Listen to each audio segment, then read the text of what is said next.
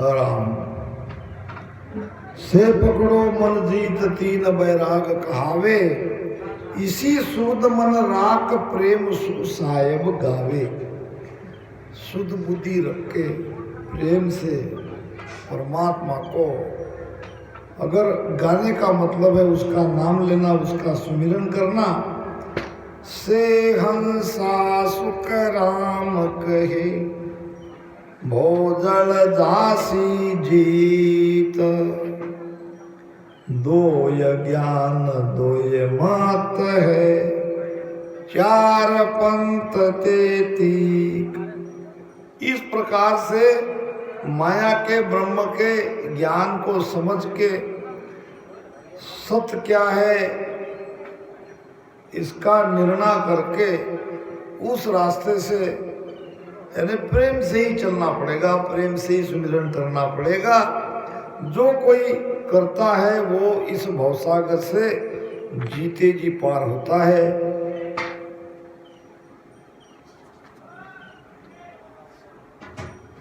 तो आइए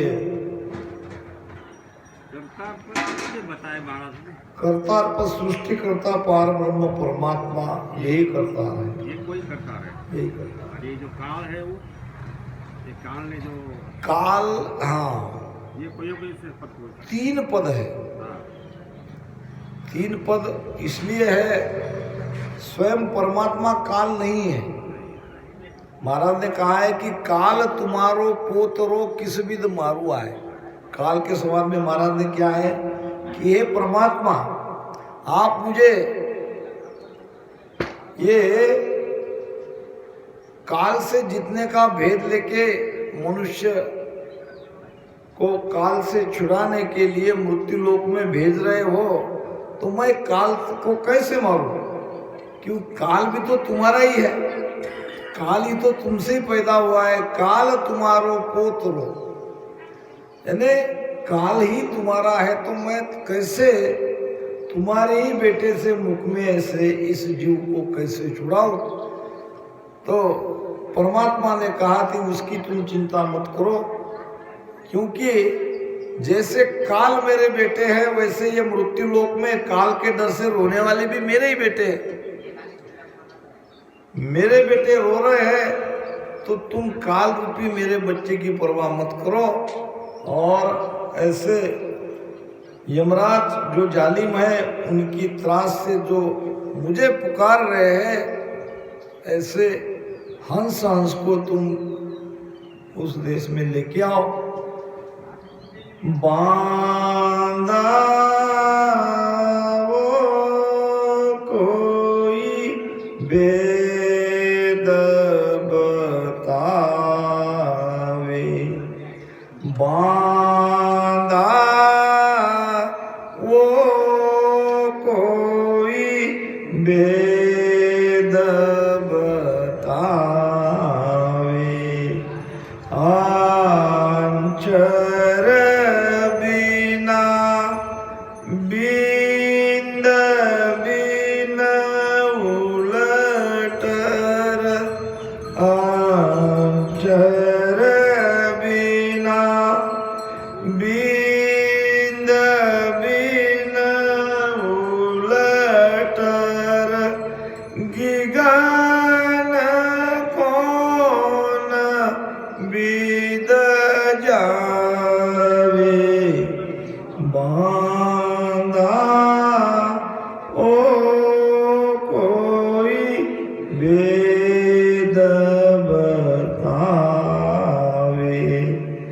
बांधा ओ कोई वेद बतावे।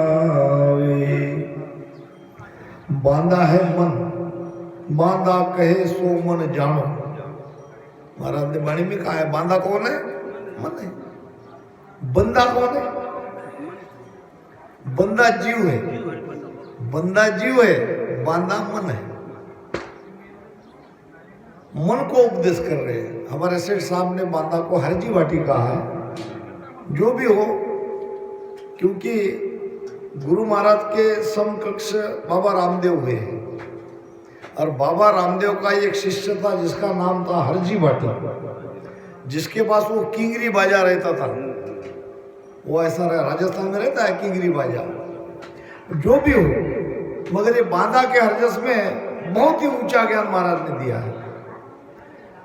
अगर थोड़ा सा भी आपका ध्यान इधर उधर हट गया तो ये चला जाता है, निकल जाता है। वक्ता हो के कथा सुनावे, श्रोता सुन घर जावे, ज्ञान ध्यान की खबर नहीं, कहे सुन जन्म गवावे। ऐसा ही हो रहा है। वक्ता आके कथा सुनाता है, अब श्रोता सुनता है। कौन सी कथा को सुनता है? जो उसे अच्छा लगे, जो समझ में ना आया श्रोता उसको छोड़ देता है और वो ज्ञान चला जाता है ऐसे। इसलिए ये जम नहीं रही बात। अब यहाँ पे क्या चाहिए था? कम से कम 1 घंटे का सुमिरन चाहिए था। हमारा समय ऐसा रहता है कि उत्सव रहता है, घर वाले को और भी सारी चीजें देखना पड़ता है, सत्संग में बहुत सारी तकलीफ होती है, इसलिए हम सारी बातें समय पे हो जानी चाहिए कोशिश करते हैं। तो बांदा वो कोई भेद बतावे। कौन सा भेद? एक भेद तो संसार में है। कौन सा? अक्षर के साथ बिंद के साथ उलट के जाना। अक्षर के साथ अभी जो मैंने बताया थोड़ी देर पहले कि शंख नाड़ हुए उतरे बंक नाड़, चढ़ावे ध्यान दरे जाए शून्य में, कर्ता को गावे। कर्ता पद की भक्ति, जहां से हम आए वहां तक जाने की भक्ति का मार्ग संसार में है, वो भी बिरले के पास है। और 3 लोक की ज्ञान की भक्ति तो सब जानती ही है। सब 3 लोक में सुख मिलने की भक्ति के उपाय बहुत ने खोजा है, उसमें तो वो है। मगर 4थे लोक में जाने का ये उपाय अक्षर के साथ, यानी सांस उसास की साधना के द्वारा अजप्पा जागृत करके बंकनाल यानी सुषुम्ना नाड़ी को खोल के कुंडलिनी को जगा के 10वें द्वार में ब्रह्मांड तक जाते हैं। ये भेद भी संसार में है। अब मुझे ये भेद बताओ कि अक्षर बिना, अक्षर ब्रह्म, क्षर माया और हमारा निरंजन, गीता में भी बात आई है, अक्षर अक्षर निरंजन, ये 3 ज्ञान वहां भी बात है। तो अक्षर के साथ जाने वाले साधना वो भी सांस उसास में ही करना पड़ेगा। सांस उसास में श्वास साधना करके अजप्पा जागृत करके सुषुम्ना नाड़ी के द्वारा प्राण को ब्रह्मांड तक चढ़ाते हैं। ये साधना संसार में है, बिरले के पास है, मगर है। अब मुझे ये समझाओ कि बिना अक्षर के साथ, बिना बिंद के साथ, नाद और बिंद ये जोड़ा है, जोड़े से सृष्टि की उत्पत्ति होती है। जिसमें ये नाद भी नहीं है, ये ब्रह्म का नाद नहीं है और ये माया नहीं है, फिर भी उलटकर पीछम के रास्ते से ऊपर चढ़ते हैं। वो कौन सा भेद है? ये भेद है हमारा तुम्हारा। प्रेम से राम राम रटन करते करते निरंजन के साथ हम जाते हैं। रास्ता वही है, सांस उसास में वहां भी करना पड़ रहा है, मगर यहाँ आधार है निरंजन का, यहाँ आधार है सद्गुरु का। तो ये महाराज अंचर बिना बिंद बिन उल्टर गिगन कौन विद जावे, ये निरंजन के साथ उलट के पिछम मार्ग से ऊपर चढ़ने की विधि क्या है, ये महाराज पूछ रहे हैं।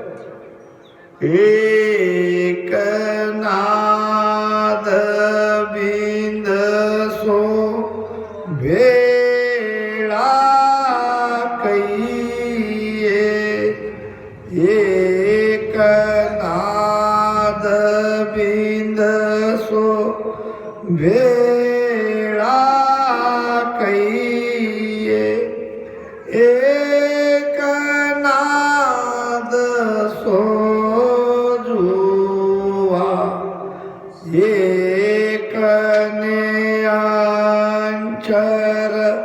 न्यारो प्रगटे एक न्यांचर न्यारो प्रगटे एक अंचर संग हुआ बांधा ओ कोई अर्थ बतावे बांधा ओ कोई वेद बतावे।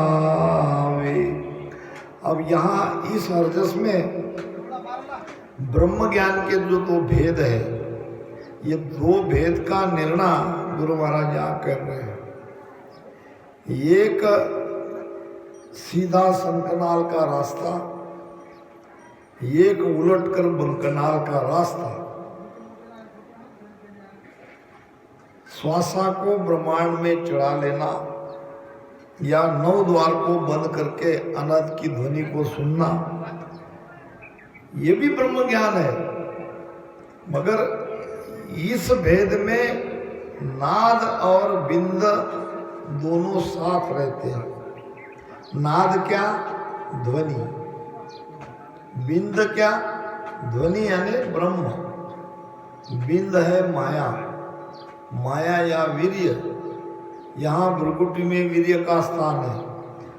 जब हम श्वासा को ऊपर उठाते हैं, ऊपर चढ़ाते हैं, या श्वासा के साथ किसी भी शब्द को आधार लेके ऊपर जाते हैं, तो ये नाद तो ऊपर चढ़ेगा, मगर यहाँ भ्रुकुटी होके जाएगा। भ्रुकुटी में बिंद का और नाद का बिछोड़ा नहीं होगा।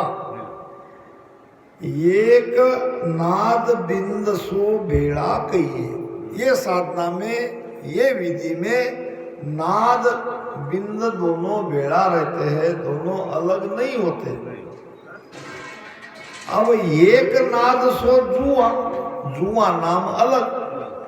एक भक्ति के मार्ग में यानी बंकनाल के रास्ते से जो न्यांचर चढ़ता है, वो न्यांचर के साथ ये नाद अलग हो जाता है बिंद को छोड़ के।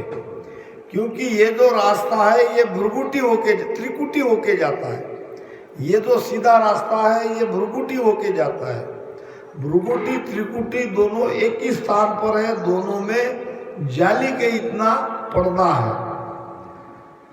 तो त्रिकुटी से होते हुए जो ऊपर चढ़ता है वो बिंद को अलग कर देता है, बिंद उसका छूट जाता है। एक न्यांचर न्यारो प्रगटे एक अंचर संग हुआ, ये तो अक्षर के साथ है। यानी श्वासा के आधार से जो शब्द है उसको कहते हैं अक्षर। समझ लो इस बात को। अक्षर के साथ का मतलब, चाहे आप ओम करो, सोहम करो, किसी भी शब्द को जाप करो, वो श्वासा के साथ है, वो श्वासा को नहीं छोड़ रहा है। ये है अक्षर ब्रह्म की साधना। और एक न्यांचर न्यारो प्रगटे, यानी सांस उसास में जो राम नाम का सुमिरन करेगा प्रेम पूर्वक, उसके घट में ये न्यांचर प्रगटेगा। तो एक न्यांचर के साथ ऊपर जाता है, एक अक्षर के साथ ऊपर जाता है। एक तत् ज्ञान कहे हम छीन्या, एक तत् ज्ञान कहे हम छीन्यो, एक समझ सुन्यारो, एक ध्यान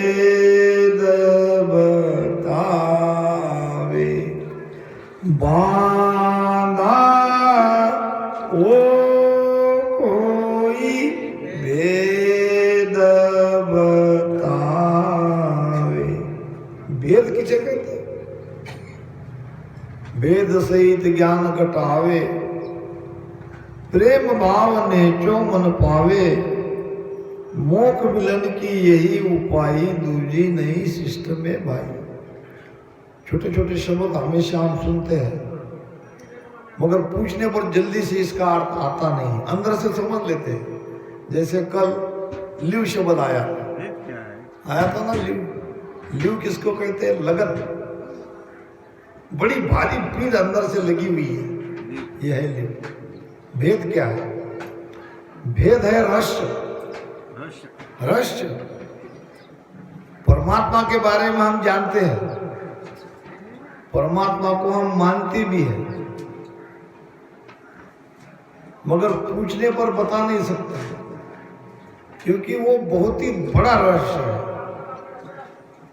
ये तो तभी क्लियर होगा जब हम 10वें द्वार के बाहर निकलेंगे, या 10वें द्वार तक हमारा ध्यान जाएगा।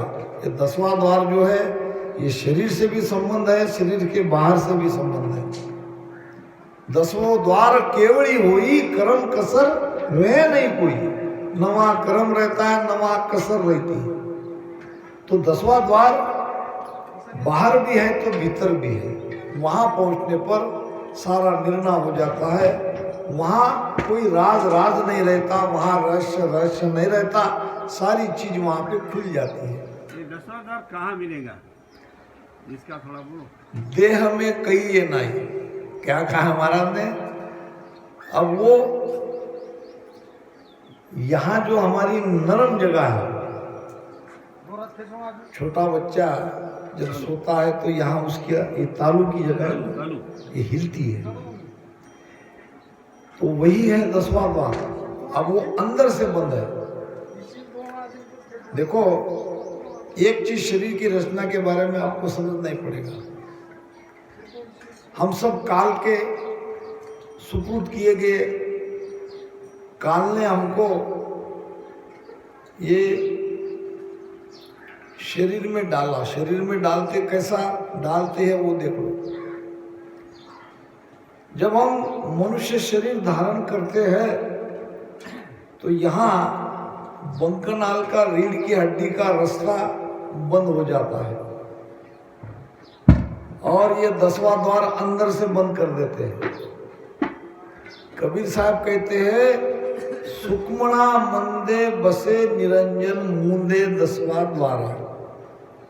सुक्मणा नाड़ी के अंदर आखिरी छोर पे वो काल निरंजन बैठा है, उसने इस द्वार को बंद कर रखा है, काल ने बंद किया है। दूसरा, मनुष्य के नाभि के नीचे ये सुषुम्ना नाड़ी है, सुषुम्ना नाड़ी का मुख बंद कर रखा है। वो नागिन कहो, कुंडली कहो, उसने सुषुम्ना नाड़ी का द्वार बंद कर रखा है। अब हम अमर क्यों नहीं हो रहे? कोई भी साधना कर लो, कोई भी उपाय करो, जब तक वो सुषुम्ना नाड़ी नहीं खुलेगी आप अमर नहीं हो सकते। अब वो नागिन वहां बैठ के हमारा अमृत पी रही है, तो सांस उसास के भेद से, इसके प्रभाव से वो कुंडली जागृत होती है, वो सीधी हो जाती है, सुषुम्ना नाड़ी खुल जाती है। अब सुषुम्ना नाड़ी खुलने के बाद वो नैंचर से ही खुलती है, नैंचर ही उसको खोलता है, इसलिए नैंचर की जरूरत है। अब नाड़ी खुल गई तो हमारा काम नहीं हो गया। अब हमको सांस उसास से हमारी चेतना को उस रीढ़ की हड्डी से ये सुषुम्ना नाड़ी के द्वारा ब्रह्मांड तक जाना है। जैसे तैसे गए तो यहाँ काल महाराज बैठा है। इसलिए सदगुरु की सत्ता का पराक्रम चाहिए, वही 10वें द्वार को खोल सकता है। अब ये सीधे रास्ते से चढ़ने वाले वो तो काल के अंडर में है ही, क्योंकि न उन्होंने सुषुम्ना खोली, और ज्यादा से ज्यादा ब्रह्म तक नाद अनाद की ध्वनि सुनेंगे, इससे ज्यादा कुछ लाभ नहीं होगा। ध्यान उनको भी लगेगा। पूर्व दिशा चढ़ावे पौना आबिद सतसुन होई, पूरब से द्वारा श्वासा को ऊपर चढ़ाते हैं, ये भी विधि सत है। बेहद को वो सत्य जगत में नहीं अगम को हुई, वो बेहद का सत है, वो अगम का सत नहीं है। अगम का सत क्या है? अगम के सत को पकड़ना है, अगम देश के ले जाने वाले सत को पकड़ना है। तो अगम देश का सदगुरु सत है, अगबक प्रेम कहावे। अगबक प्रेम आपका जब भीतर आएगा, यही अगम देश का सत है।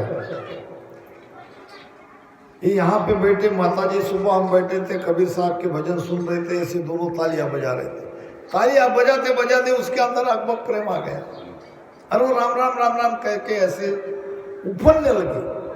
वो लड़की आई और उसको पता था ऐसा होने पर क्या करना है। तो ये अकबक प्रेम ही अगम देश का सत है। अब ये अकबक प्रेम आ गया, यही आपको रुकना है। ऐसे मैं कई देखता हूं भजन में अकबक प्रेम आता है, बहुत उछलते हैं, मगर दुर्भाग्य से वो भी आगे का रास्ता नहीं पूछते। सालों से देखते हैं ऐसी स्थिति उनकी हो रही है। उनको तो अब सांस उसास पे बराबर लीव बैठ के, यहाँ नाभि में ध्यान रख के चेतना को, जो कंपायमान शरीर उनका होता है, नयनचर उनके अंदर जगह है, उसके आधार से ऊपर चढ़ना चाहिए। ये कूदना, चिल्लाना, रोना ये बहुत अच्छा लगता है, मगर केवल इतने से काम नहीं चलेगा। ये तो आपके अंदर वो सत्ता का पराक्रम है। दूसरी बात, ऐसे एक ही जगह पे वो क्यों रुकता है? हमारे अंदर हमारे संस्कार की कई ग्रंथियां हैं, और वो ग्रंथियां की ऐसी गांठें अंदर में है।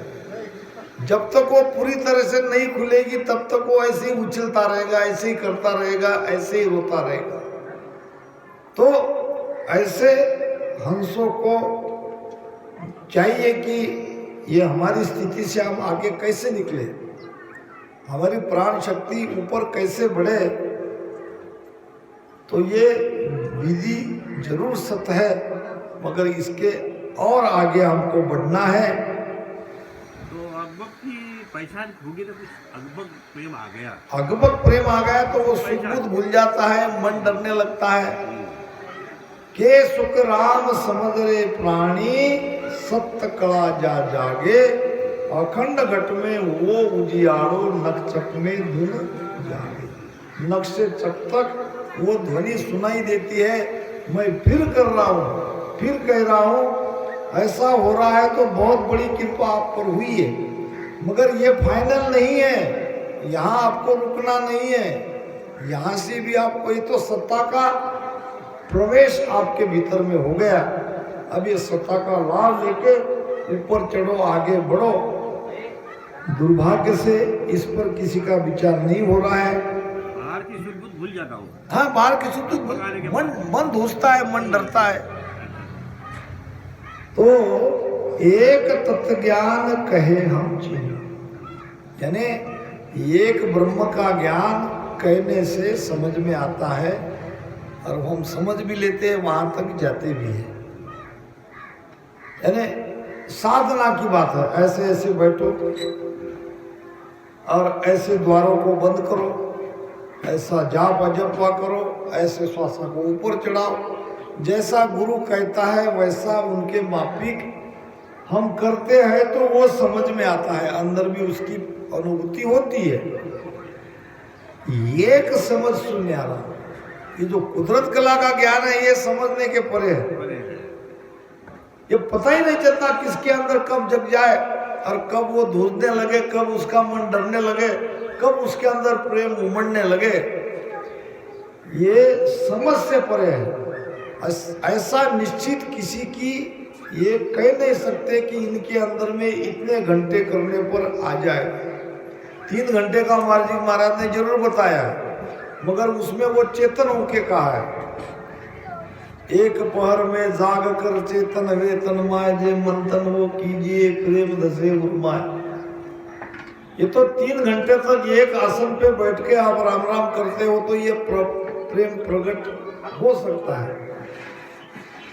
मगर ये तो जनरल बात हो गई। मगर कोई कोई हंस ऐसे है, ऐसे बैठे बैठे उछलने लगते हैं यहीं बैठ के, एक पल में ही हो जाता हूँ। एक पल में हो जाता है। शब्द ऊपर जाता भी है एक पल में, 3 घंटे होना भी नहीं। 3 घंटे उसको होना भी नहीं। और ऊपर ब्रह्मांड में यहाँ धड़ाधड़ वो ध्वनियां सुनाई देती है। आत्म बीन नाभ घर बागी शंकरी भोर गीगन जाय लागी अनहद झालर भवर गुंजारा अनहद झालर भवर गुंजारा हाय वातो मुरली वातो मुरली टेर निहारी मारा बुरा देश सालोए सैया मारी। वो जो बीन बजती है वो हमारी आत्मा की बीन है। जब शब्द कंठ से हृदय से नीचे नाभि में आता है, यहाँ वो आत्म रूपी बीन, वो ध्वनि रग रग रोम रोम में, सारे शरीर में उसका प्रताप, उसका अनुभव आने लगता है। तो यहाँ से नाभि से बंकनाल को खोल के, सुषुम्ना खोल के 21 घाटी को धड़ाधड़ पार करके, यहाँ मेरु को पार करके ये ऊपर त्रिकुटी होते हुए 10वें द्वार में शब्द आ जाता है। और वहाँ वो जो अनहद की ध्वनि वो भंवर की गुंजार की जैसे सुनाई देती है। भंवरे का गुंजार जैसे होता है, एक सरी की आवाज आने लगती है। ये है, महाराज कहते हैं कि एक समझ सु न्यारा। समझ में नहीं आता ये कैसा खेल है, कैसा क्या हो गया। एक ध्यान उतर चढ़ जावे, जो अपने बल से हम ध्यान करते हैं वो चढ़ता भी है तो उतरता भी है। जब हम ध्यान से सुरती को हटा लेते हैं तो ध्यान उतर जाता है, और जब सुरती लगा के ध्यान करते हैं तो ध्यान लगा रहता है। मगर एक ध्यान आपके हाथ में नहीं है, वो अखंड रहता है, वो उतरता नहीं। ये है नेचर के साथ जिसका ध्यान होता है, वो ध्यान अखंड रहता है, वो उतर